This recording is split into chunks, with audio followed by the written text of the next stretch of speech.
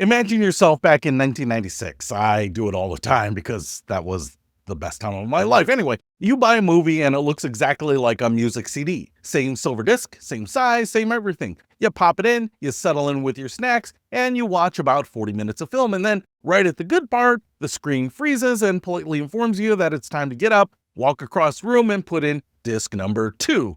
Welcome to the VCD, the format that looked at the movie watching experience and asked, what if there was an intermission and attendance was mandatory?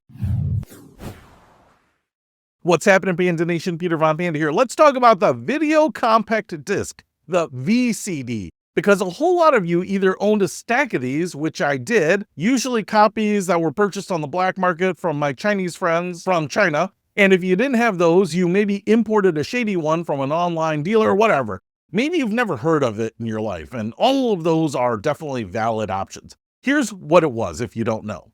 A VCD was a regular compact disc that held a movie instead of an album. That's the whole pitch. Same disc that was holding your Boyz II Men record could now hold a feature film. In the mid-1990s, that sounded like witchcraft. We were coming out of an era of clunky VHS tapes that you had to rewind, and giant laser discs the size of a manhole cover, and now somebody was telling you, well, a movie fits on this little coaster thing. Well, cool, sign me up.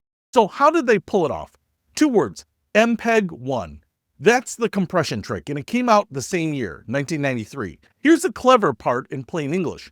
A movie is just a flipbook, a bunch of still pictures flying by fast. Storing every single frame would be enormous, so instead, MPEG-1 works like a lazy but brilliant note-taker. It writes down one full picture, and then for the next bunch of frames, it only records what changed. Guy's talking, his mouth moves, the wall behind him doesn't, so you only save the mouth part. That's how you cram a whole movie onto a disc that used to hold 74 minutes of music. And that 74-minute number is the catch. There are 4 heavy hitters here: Philips, Sony, Panasonic, and JVC. They all got in a room in 1993 and wrote up the standard. They called it the White Book because apparently every CD format gets a color-coded binder like it's a Marvel movie. And here's the detail almost nobody knows. The whole thing was originally cooked up for karaoke. The dream was to replace the aging video systems in Japanese karaoke bars. So the ancestor of digital home movies was, at its heart, a machine for helping drunk businessmen sing Journey to a room full of other drunk businessmen. On paper, the format was totally fetch. Cheap to make, played on gear people already had, digital picture and sound. So why does everyone remember VCD as a flop? Well, in America, it absolutely was. There were a few reasons for it, though. Timing was brutal. VCD showed up in 1993 and DVD came stomping in around 1997 with sharper pictures, a whole movie on one disc, no getting up, and copy protection studios loved. VCD got leapfrogged so fast, it barely had time to sit down. On top of that, the picture was only as good as VHS, and every home in America already had a VCR. It was cheap, and with blockbusters on every corner, there was a time when there were blockbusters on every corner. Nobody's going to pay $200 for a new player to get the same quality on 2 discs when the $60 VCR does it all on one tape.